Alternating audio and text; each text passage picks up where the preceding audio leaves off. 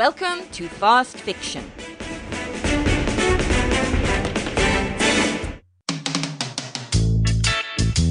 Where's Fred?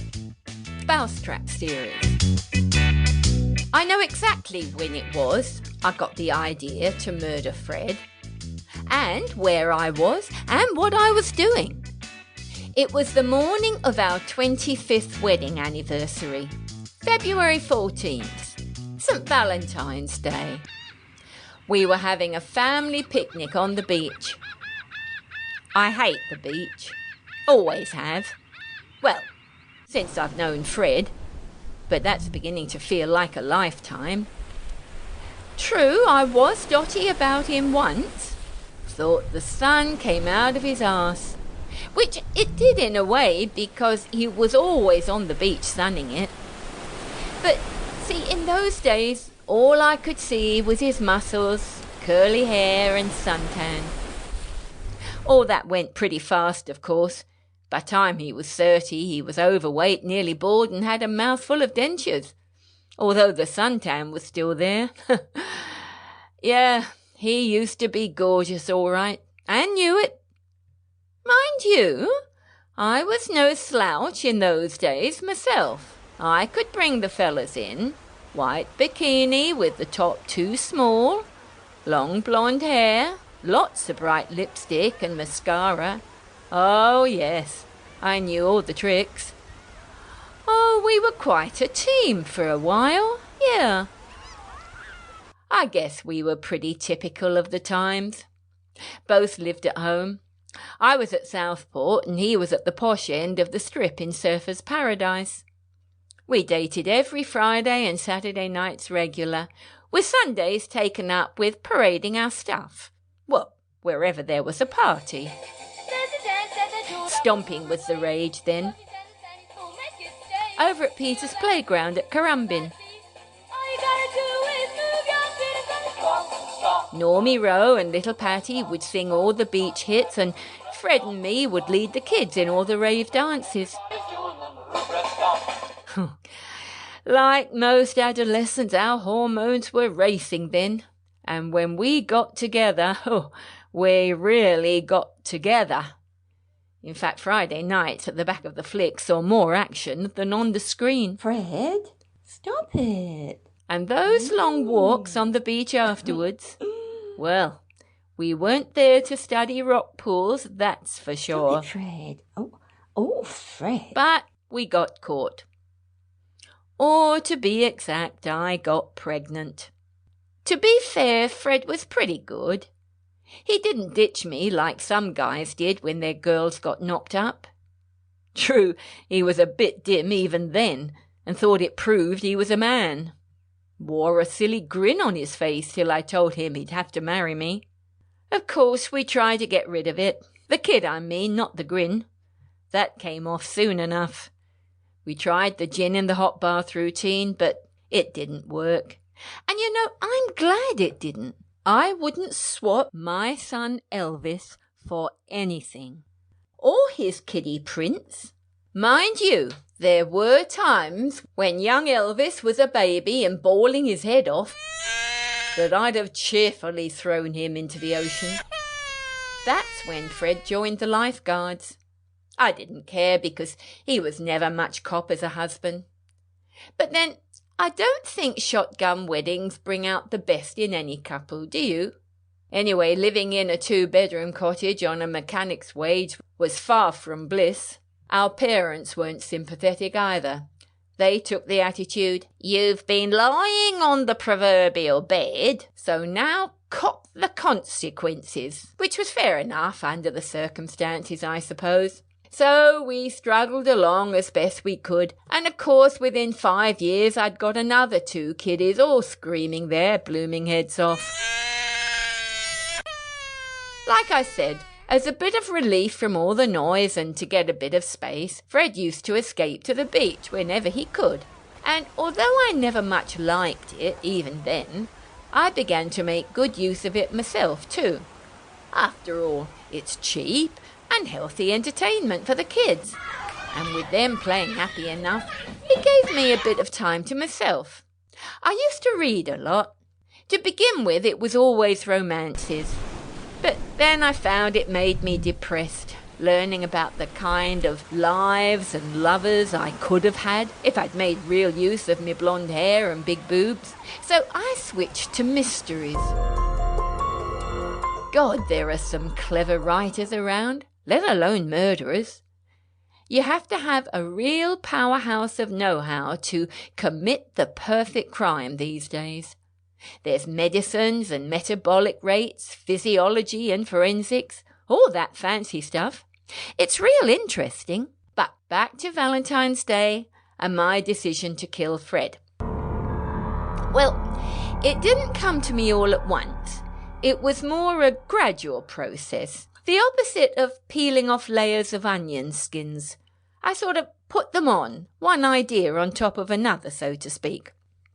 First of all, I expect you're wondering about the motive. Well, that's a toughie. It's usually money, revenge, jealousy, or passion, isn't it? I don't suppose killing someone because you're bored with them can be described as a crime of passion.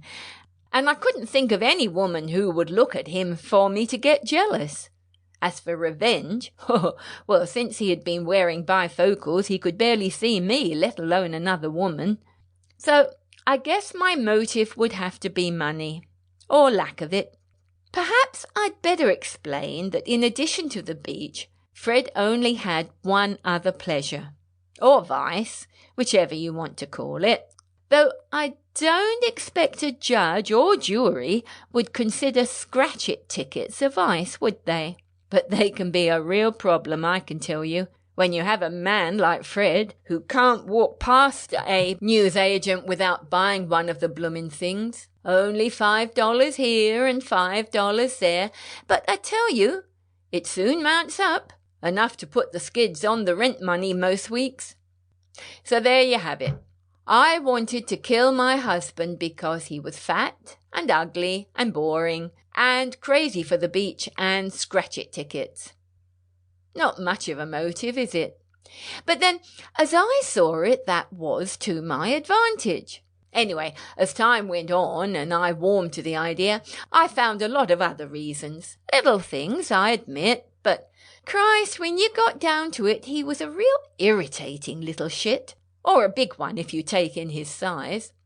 Which brings me to the big question, how to bump him off and get rid of the body. See, bodies decay pretty quick, and once the rigor mortis sets in, it gets a bit difficult carrying the corpse around. I found that out from the mystery novels. It was funny thinking of Fred as a corpse, though to be honest, he had acted like one most of his life. Well, I mean, he'd just lie on the beach like a bloomin' stiff, and at home, well, he'd be a right couch potato. So you could say he was practising being a corpse most of his life. But I couldn't see me lugging his carcass from one place to another in the dead of night, which is what they seem to do a lot in books these days. Like, I know I've put on a bit of weight, but I'm still only 130 pounds, and he was pretty well twice that. No, far better do the deed and leave him in one place. So, what do you reckon I came up with? I'll give you a clue. While we were on the beach that day, laid out like sun-dried tomatoes, little Prince got to looking through a book his dad had just bought him. The book was called Where's Wally? Yeah, Where's Wally? Now you're ticking, I bet. But for those of you who don't know about Wally, I'd better explain. See, these books are full of pictures of hundreds of people stacked up like sardines. They're in the city, train station, shopping mall, or on the beach. And the trick is, you have to find Wally in the crowd. And it's real hard, I can tell you. Yeah, I reckoned if I bumped off Fred on the beach in the middle of all those people vegging out in the sun, well, he could lay there all day and no one would know the difference. And the way I figured it, I'd wait until midsummer so that the hot temperatures would quicken the process of the body decay. Well, think what happens when you leave a piece of meat out in the hot sun. See what I mean? Which brings me around to what I was going to do when he was sort of carking it, or dead. As I saw it, I had two options. One was to kill him. Sounds nasty, that, doesn't it? But let's face it, that's what I had in mind. Anyway, I'll come to how I intended to do that in a minute.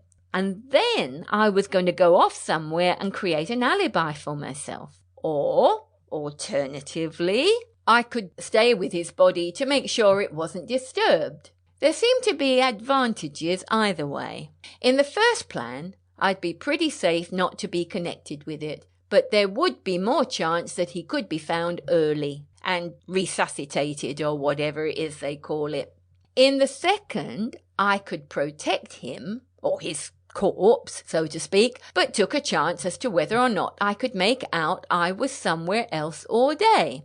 Bit of a problem, that, especially as I wasn't sure how soon it would be before he began to, well, stink. And with me right next to him all day, that was important. Well, you have to think of these things. Like I said, you have to have a lot of nous to commit a murder. But of course you're wondering how I was going to kill him. And I've been a bit sneaky on that one. See, what I haven't told you is that when he put on all that weight, he got dropped from the lifeguards. So he sat around the house depressed and drinking, putting on more weight. Then one day he started falling around the place, having fits and scaring the living daylights out of both of us. He went to the doc, of course, had tests and stuff, and we found out he had become a diabetic. Was at second level too. I guess the warning signs had been coming for ages, but we hadn't known it. It's hard to know a man is really sick when he's been taking sickies from work every few weeks all his life. See, as union leader at the garage, he had to set an example, and regular sickies are expected, aren't they? It was rough for a while. He cracked up, couldn't handle giving himself injections, so I had to do it. And I wasn't much better. I was a bit squeamish and used to look away when I stuck the needle in him. Poor sod, he finished up like a bloomin' pincushion most of the time. And he was a real wimp, I can tell you, moaning and groaning all the time. In fact, Stan, this nice young male nurse at the hospital, told me it's enough to get carers motivated into mercy killings. Yes. They can't stand the whinging, I reckon. But then Stan said if you did help them on their way because of their suffering, then you'd just as likely come away a hero. Well, maybe. But back to Fred's diabetes. I had to learn how to cook different meals for him and get in special foods. It was tough for him because he'd always had a real sweet tooth. Loved his desserts and ice creams and lollies. After a while, it wasn't so bad because you can get so many things that aren't made with sugar. They use that artificial stuff instead. And I tell you, it's damn good. You can't tell the difference most of the time. And that was my murder weapon. Lollies. Yes, just ordinary lollies and chocolates. Lots of them. See, as you've gathered, Fred was never the brightest. And so long as I told him what was all right for diabetics and what wasn't, well, he'd just pop them into his mouth without question and suck away like a baby on a dummy. Once the doc had controlled his sugar level with insulin and a prescribed diet, I'd put in a slight variation. I'd let Fred have as many lollies as he wanted. Then, when his blood sugar went sky high, we went back to the doc for a rethink and new insulin dose. But then I'd give Fred the diet lollies and special sugar-free foods, so it went down again. In this way, Fred's blood sugar went up and down like a yo-yo. I shouldn't say it, but it was fun, really. Gave me a sense of power. Even had the medic fooled. The up himself, smart-ass, never understood why he couldn't stabilise Fred with the right dose. Fred didn't know, and, well, I wasn't likely to tell him, was I? After a while, I could almost orchestrate Fred going into a coma within minutes. And I got pretty cluey from the smell. When he was hypo, and me piling the sugar in, He would stink like a candy store. The flies had a field day. Mind you, what with his personal hygiene a bit sus, he was always popular with them. Yes, he was a dirty devil, was Fred, never washing under his armpits, and the rest of him was always iffy. Come to think of it, that was good enough reason to bump him off in itself. He usually went down like a lump of lead when he went into one of his comas. But see, I reckoned on M-Day, or D-Day, well, he'd be lying down already, so it wouldn't matter. I decided to wait till his birthday so that I could make a fuss of him. Good reason to hand out the old chockies and goodies. And so long as we were under a big umbrella, or one of those newfangled cabana things, no one would see him having one of his turns, unless they were real close. I made a note to pack in insect repellent on that day, too. Once he was quiet, I thought I'd just remove the umbrella and let him sort of fry out there. Yeah, just leave him to it. And maybe, to avert a bit of suspicion, I thought I could roll him over once in a while. Maybe even rub a bit of sunscreen on his back from time to time, just to make it look authentic and caring. Nice touch, eh? I also thought I might pour a bit of rum down his throat occasionally, so that even when it got a bit dark, if someone came up and said anything, I could just say he'd been celebrating a bit and needed to sleep it off. The rum would help cover over the sugar smell too. But that would still put me and him together all day, wouldn't it? That's when I thought of a disguise, and it wouldn't need to be much of one either. See, once people are on the beach, they don't wear much that identifies them, do they? Or swimsuits look much the same, as do straw hats and sunglasses. You can barely recognize anyone, even people you know well, in that sort of rig. And let's face it, when you see someone gross wearing swimmers with all their bellies and bits flopping about, it's worse than being at Weight Watchers or a Jenny Craig gym, so you always look away. Well, I do. So I could be there and quite easily deny it was me, so long as I could prove I was somewhere else. That's where my second plan came in. I decided to begin setting myself up an alibi long before I knocked him off by letting neighbours know that I went to Eagle Street Market on the free bus every Sunday. How many? 1, 4. Fantastic value. These 2 got ready. We've got enough here for 2 people. Once there, I'd make myself conspicuous to a few stallholders, like, dropping my money all over the floor or getting mixed up with the change, that sort of thing. After a week or two, though, I didn't have to do it anymore because they began to recognise me and make jokes. Sometimes I'd ring up the neighbours and ask if they were interested in any special bargains on sale. They always said no, but that didn't matter. You can see I was only setting up an alibi. The reason for all this was that people would get so used to me being in a certain place at a certain time that if asked, they wouldn't be able to remember if I was really there or not. Just assume it. My idea was that on M-Day, I would go all through the rigmarole as usual, but instead of getting on the bus to come home, I'd join Fred on the beach.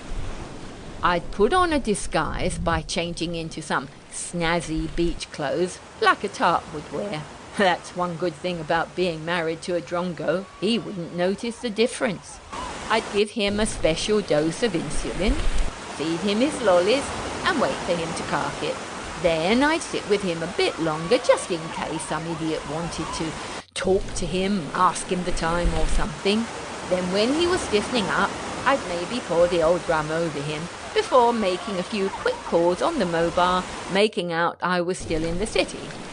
I'd stay with Fred until late, and then just come home in the usual way. I'd change again, of course. I was going to put the flash clothes in one of the clothing bins for the salvos. I like to give to charity whenever I can. I got that from my gran. Do unto others what you wish to receive, she used to say. I like Gran. So, you see, I had it all worked out. Everyone knew Fred was a bit thick and a glutton for lollies. They wouldn't be a bit surprised that he'd had a bit of an accident by ODing on them on his birthday. Fair enough. And I reckoned after drying out like a prune for at least 12 hours, more if I was lucky, it would be a bit difficult to work out what he'd had and when. And let's face it, even if the worst came to the worst and the police worked out I was with him, what was my crime? Getting a bit sparky on the beach and giving my husband a little treat? Yes, I reckon it would have worked. It's a shame I never got the chance to put it all into practice. At least I had the fun of planning it all, sort of reduced the boredom for a few months. Well, it all fell apart when I sent the silly old fart along to the doctors for a checkup. You have to do that before taking out more life insurance. Well, you didn't think I'd put in all this work for nothing, did you? Anyway, the doc gave him a big physical, and that's when they found the melanomas. Not too big on the surface, but big as walnuts underneath they were, loads of them, and malignant. See, the quack had been so busy trying to stabilise Fred's diabetes, he hadn't really checked all the other bits of him. A great oversight on his part, I reckon. Stan, you remember the male nurse? He told me that some people sue the medics for misdiagnosis when that happens. Medical negligence, they call it. It's true, I've seen it on the telly. We might check that out. Compensation claims seem to help the grieving process too. Have you noticed?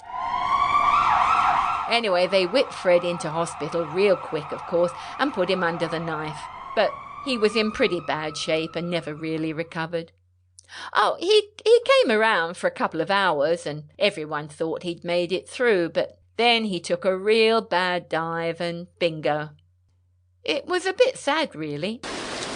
That's why I'm standing here in the pouring rain at Fred's graveside. I'm sopping wet and my hairdo is already a mess, as well as this stupid great wreath. It cost a bomb too, even though I managed to get it on special, because although the carnations were okay, the gladioli were beginning to wilt. Silly idea wreaths, aren't they? When you think what you do with them, I wouldn't have wasted my money, but felt I'd better put on a bit of a show for the neighbours. That's why I bought a new black jersey suit to help act out the grieving widow. You have to keep up appearances. Well, to be honest, I wanted to look nice for Stan. He's coming along later, after the service. It's like a first date, really. And I do think first dates are important. We're going shopping. He's been so helpful with Fred, I thought I'd buy him a nice new suit too. After all, I'm saving on Fred's scratchets, and once his bit of insurance money comes in, I won't be short of a bob or two. And Stan's checked about the doctor's negligence. He feels pretty sure we're on to a winner there. We're going out to dinner later. Somewhere nice.